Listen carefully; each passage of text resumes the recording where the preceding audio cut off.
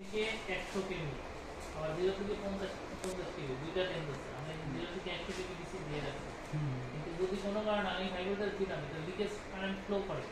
যদি কোনো কারণে লিকেজ কারেন্টের মান বেশি হয়ে যায়, ঠিক আছে, তাহলে সে ঠিক করে দেবে।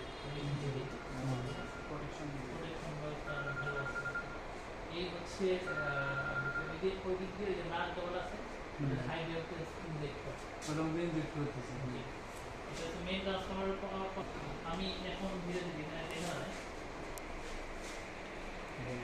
আমাদের আসলে হয় কি, ওই যে জানালা খোলা থাকে তো প্রতিদিন হচ্ছে খোলা বলে এখানে দেখা যাবে।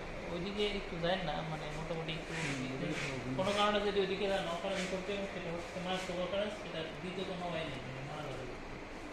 এই দেখেন আমি বাড়ছি, তাই না? ভোটের ভালো 3.2 আর এখানে দিকে যান